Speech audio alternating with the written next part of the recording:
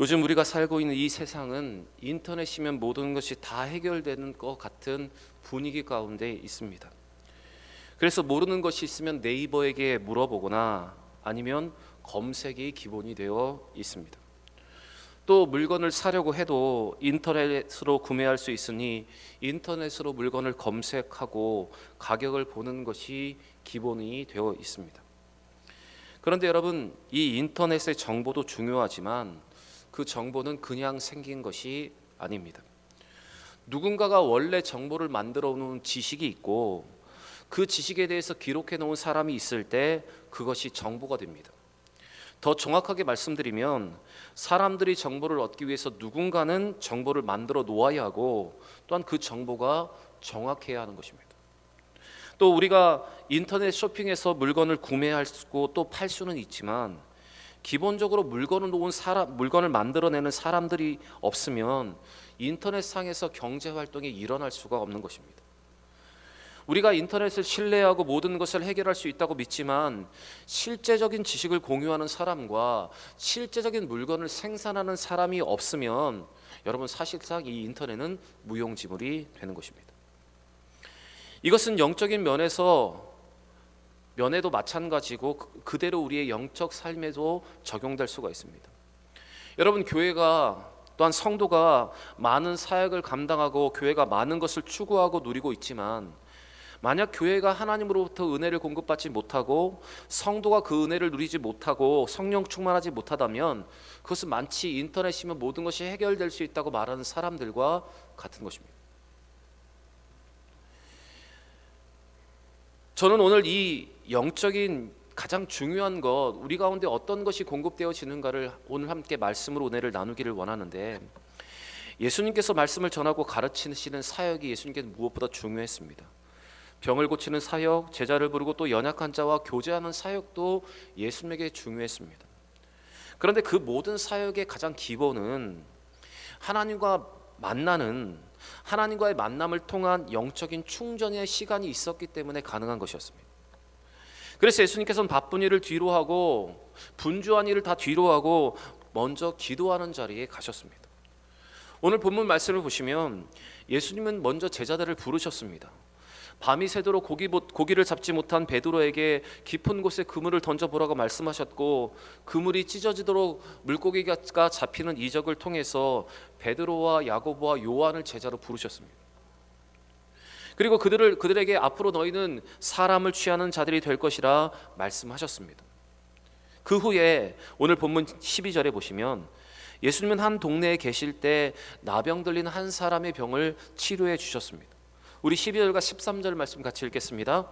예수께서 한 동네에 계실 때 온몸에 나병 들린 사람이 있어 예수를 보고 엎드려 구하여 이르되 주여 원하시면 나를 깨끗하게 하실 수 있나이다 하니 예수께서 손을 내밀어 그에게 대시며 이르시되 내가 원하노니 깨끗함을 받으라 하신대 나병이 곧 떠나니라. 예수님은 이 병자를 고쳐주셨습니다. 그러면서 그에게 한 가지 경고를 하셨습니다.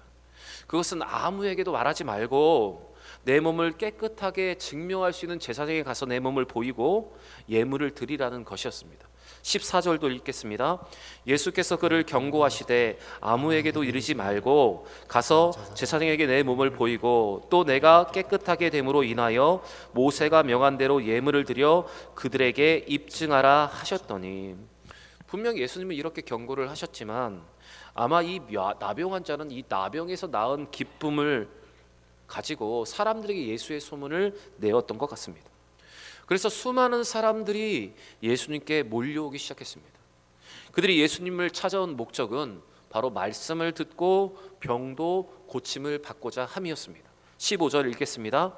예수의 소문이 더욱 퍼지매 수많은 무리가 말씀도 듣고 자기 병도 고침을 받고자 하여 모여오되, 이렇게 예수님께서 몰려온 사람들의 목적은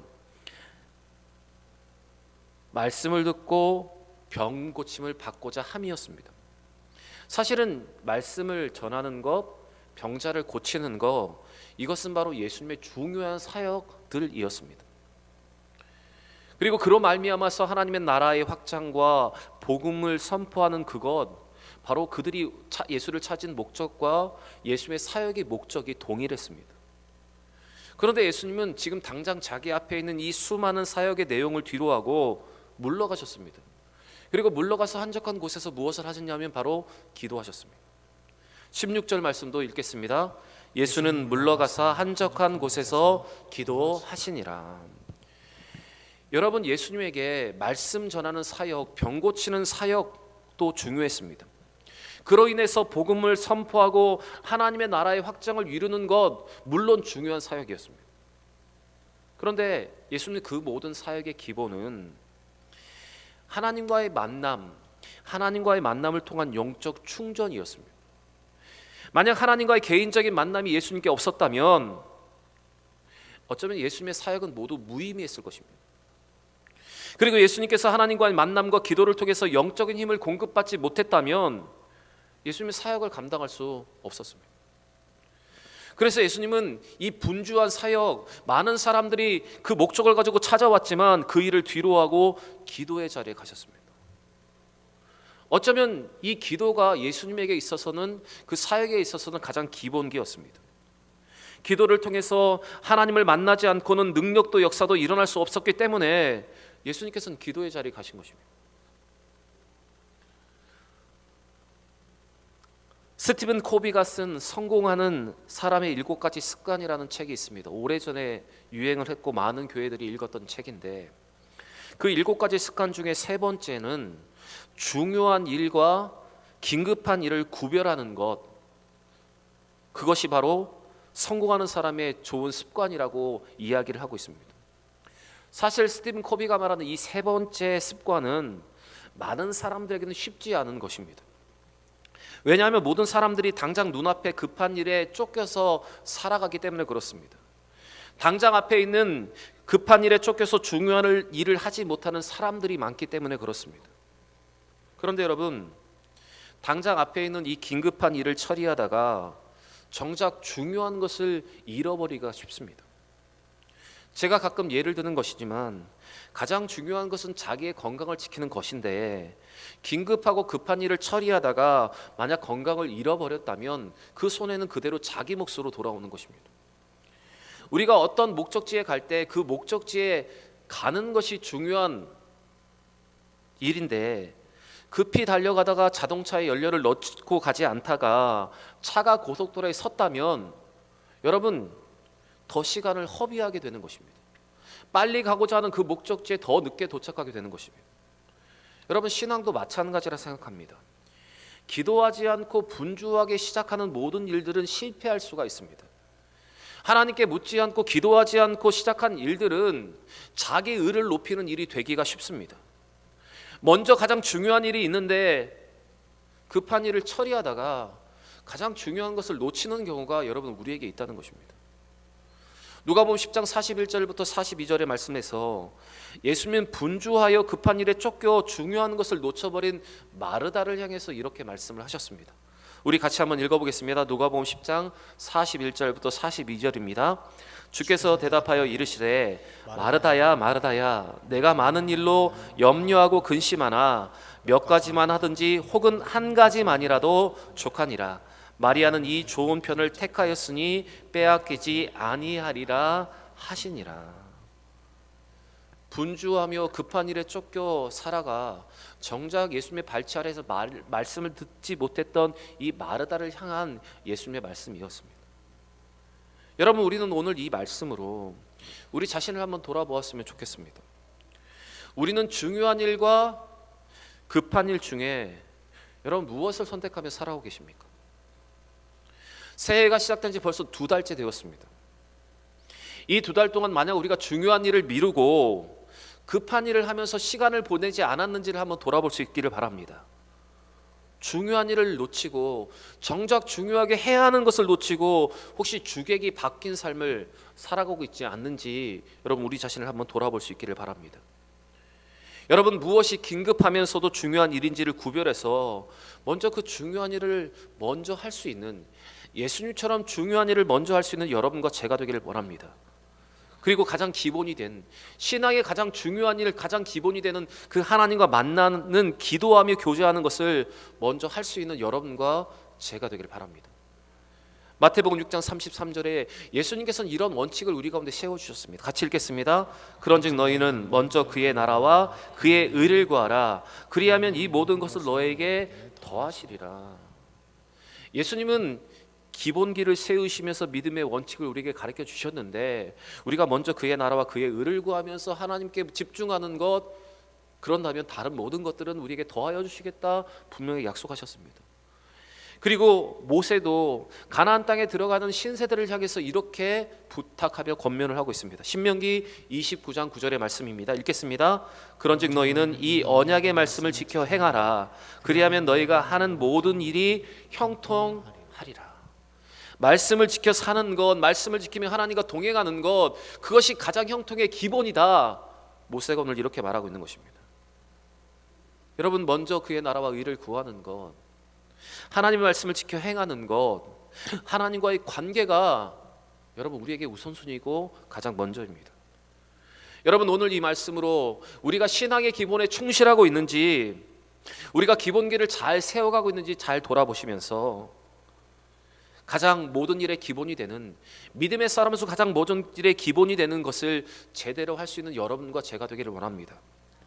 그리고 또 이 말씀으로 여러분, 우리가 세상을 살아가면서도 우리는 기본에 충실한 삶을 살아가고 있는지도 한번 돌아보기를 원합니다. 믿음의 사람으로서 가장 먼저 해야 할 기본기를 제대로 지키지 못하며 살아가고 있지 않은지 우리의 삶을 잘 한번 돌아볼 수 있기를 바랍니다. 학생이라면 먼저 공부를 하면서 집중하는 것이 세상의 기본기고, 직장이라면 출근 시간과 자기 업무를 제대로 해내가는 게 여러분 가장 기본기입니다. 여러분, 믿음의 기본기도 중요하고 세상에서도 기본기가 중요합니다. 이 두 가지를 모두 다 잘할 수 있는 여러분과 제가 되기를 바랍니다. 우리는 급한 일에 쫓겨 사는 것이 일상화되어 있습니다. 그래서 중요한 것은 먼저 우선순위를 잘 정하고 우리가 가장 기본적으로 해야 하는 것이 무엇인가를 생각하면서 그것을 습관화하는 것이 필요합니다. 여러분, 믿음의 사람인 우리에게 가장 중요한 것은 하나님과 만나는 시간입니다. 예배와 기도가 여러분 우리에게 먼저가 되어야 합니다. 세상의 분주한 일에 빠져서 여러분 예배를 빼먹는 일이 없도록 매일 하나님과 교제하면서 우리에게 주신 그 시간을 통해서 더 하나님과 동행하며 우선순위를 잘 세워갈 수 있는 여러분과 제가 되기를 바랍니다. 화가들이 그림을 그릴 때 자주 하는 행동이 있습니다. 그것은 자기의 그림을 그리다가 멀리 가서 그 그림을 보고 다시 돌아와서 그림을 그리는 것을 반복하는 것입니다. 멀찍이 떨어져서 자기 그림을 보고 그렇게 하는 화가들의 하는 행동의 이유가 있습니다. 그것은 멀리 떨어져서 자기 그림을 그리던 그림을 잘 바라보면 다른 시간으로 작품을 바라볼 수 있기 때문에 여유가 생긴다는 것입니다. 이렇게 가끔 자기의 그림을 멀리 떨어져서 바라봄을 통해서 여유를 가짐으로 그리던 그림을 더 잘 그릴 수 있게 된다는 것이 바로 화가들의 이야기입니다. 이와 마찬가지로 그림을 그릴 때뿐만 아니라 우리가 무슨 일을 할 때에도 자기가 하고 있고 지금 집중하고 있는 일에서 조금 더 거리를 두고 떨어져서 보면, 그 일을 바라보면 마음의 여유가 생기고 생각이 달라질 때가 있습니다. 그러나 반대로 이와 같은 거리두기를 하지 못하면 그것 때문에 우리는 많은 대가를 치를 수도 있습니다. 오늘 이 예수님의 말씀을 보시면 예수님은 수많은 사람들이 몰려올 때 물러가서 기도하셨습니다. 이것을 더 정확하게 말하면 일단 사역으로부터 거리를 둔 것입니다. 분주하고 바쁜 일을 뒤로 하고 그 일에서 조금 거리를 두고 그 일을 바라본 것입니다. 여러분, 아무리 좋은 일이라고 해도 그것에 집중하여 그것에 빠져 있으면 다른 시각으로 그것을 바라보는 기회를 놓치게 됩니다. 왜냐하면 그 일만 하게 되면 사람은 편협해지고 자기주관적이 되고 원래 목적을 잃어버리는 경우가 많이 있기 때문에 그렇습니다. 자기 관점에서 벗어나지 못하면 모든 것이 주관적이 되고 객관적인 것을 잃어버리게 될 때가 있다는 것입니다. 그래서 예수님께서는 사역의 현장에서 거리를 두셨습니다. 그리고 사역을 멀리에서 바라보고 하나님과 교제의 시간, 기도의 시간을 가졌습니다. 저는 오늘 이 성경의 본문을 읽을 때마다 예수님께서 이렇게 물러가셔서 한적한 곳에서 하나님께 무슨 기도를 했을까, 저는 그것이 항상 궁금합니다. 그래서 제가 가진 상상력으로 한번 추측을 해보았습니다.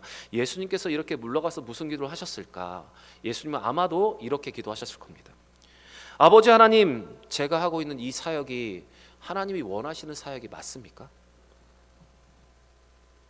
아버지, 제가 하고 있는 모든 일들이 하나님께 영광을 돌리고 하나님의 나라를 확장하는 일이 맞습니까? 아마 예수님께 이렇게 기도하셨을 겁니다. 그리고 제가 모든 사역들을 잘 감당할 수 있도록 지혜와 능력을 허락하여 주옵소서. 여러분, 우리가 분주하게 하는 모든 일, 올인하고 있는 모든 일, 그래서 우리의 시선이 편협해지고 우리가 주관적이 된다면 우리는 예수님처럼 멀리 떨어져서 그 모든 일을 바라보면서 하나님, 지금 제가 하고 있는 것이 맞습니까? 제가 사역을 감당하고 있는 일이 맞습니까? 그것이 하나님의 나라와 그의 영광을 위한 일이 맞습니까? 여러분, 이렇게 질문하며 기도하는 것이 우리 가운데 필요하다는 것입니다. 예수님은 분주한 사역의 현장에서 떠나서 하나님과의 시간을 가지셨습니다. 바로 기도하는 시간을 가지셨습니다. 예수님의 이런 모습은 도피나 회피가 절대 아닙니다. 책임을 버리는 것도 책임을 다하지 못하는 것도 아닙니다. 예수님의 이 행동은 해야 할 것을 제대로 하기 위한 효과적인 방법이었을 뿐만 아니라 예수님이 우리에게 맡겨주시는 일상과 또한 우리에게 맡겨주시는 사역을 제대로 감당하기 위해서 좋은 방법을 우리에게 소개시켜 주신 것입니다. 여러분, 우리에게도 예수님과 같은 거리두기가 필요합니다. 바쁠수록 분주할수록 현장에서 거리를 두는 여유, 그리고 우리가 그것을 떠나서 우리의 하는 모든 일들을 다시 바라볼 수 있는 여러분, 그런 여유가 우리 가운데 필요합니다. 열왕기상 19장의 말씀을 보시면 하나님의 선지자였던, 능력의 선지자였던 엘리야의 이야기가 나옵니다. 엘리야는 능력 있는 선지자였습니다. 그래서 하나님의 사역을 잘 감당하는 선지자였습니다. 그런데 이 엘리야에게 영적 탈진이 찾아왔습니다. 그래서 엘리야는 홀로 광야에 들어가, 하룻길에 들어가 로뎀나무 아래 앉아서 하나님께 죽기를 구하였습니다. 그때 하나님은 이 엘리야를 로뎀나무 아래서 쉬게 하시고 천사를 통해서 어루만지시고 먹고 쉬게 하셨습니다. 그리고 그를 사역의 현장에서 떠나서 쉬게 하셨습니다. 그리고 엘리야를 하나님의 산에 호렙산으로 다시 부르셔서 다시 하나님의 음성을 듣게 하고 다시 영적으로 무장하게 하셨고 다시 능력을 그에게 허락하셔서 바로 사역의 현장으로 돌아갈 수 있도록 하셨습니다. 우리 열왕기상 19장 5절부터 8절의 말씀을 같이 한번 읽어보겠습니다. 로뎀나무 아래에 누워 자더니 천사가 그를 어루만지며 그에게 이르되 일어나서 먹으라 하는지라. 본즉 머리맡에 숯불에 구운 떡과 한 병 물이 있더라. 이에 먹고 마시고 다시 누웠더니 여호와의 천사가 또다시 와서 어루만지며 이르되 일어나 먹으라. 내가 갈 길을 다 가지 못할까 하노라 하는지라. 이에 일어나 먹고 마시고 그 음식물의 힘을 의지하여 40수 40야를 가서 하나님의 산 호렙에 이르니라. 여러분, 만약 엘리야에게 이 로뎀나무 아래에서의 쉼이 없었다면, 이런 사역 현장에서 떠나서 거리를 두기가 없었다면 그는 영적으로 탈진되어 더 이상 사역을 감당할 수 없었을 것입니다. 그러나 그에게 이러한 거리두기와 하나님과 교제하며 쉼을 얻는 이 영적인 충전의 시간이 있었기 때문에 그는 맡겨진 사명을 끝까지 능력 있게 감당할 수가 있었습니다. 여러분, 예수님에게도 또 엘리야에게도 이런 거리두기가 필요했다면 여러분, 우리에게도 이 거리두기가 반드시 필요합니다. 우리가 집중하는 일과 사역하는 사역에서 조금 거리를 두고 그 일을 바라보는 것이 우리에게 필요합니다. 바로 영적인 충전의 시간과 하나님의 교제의 시간과 충분한 기도의 시간이 여러분 필요하다는 것입니다. 여러분, 그동안 자기 관점, 자기의 주관이라는 관점의 렌즈의 초점에서 이제 어느 정도의 거리를 두고 자신이 하던 일을 객관적으로 바라볼 수 있는 여러분과 제가 되기를 바랍니다. 그리고 우리가 평소에 잘 바라보지 못했던 것에 한번 초점을 두어보고 그동안 잘 살펴보지 못했던 사람들에게도 우리의 초점을 다시 한번 두어서 다시 한번 우리의 삶을 다시 한번 환기시킬 수 있는 여러분과 제가 되기를 원합니다.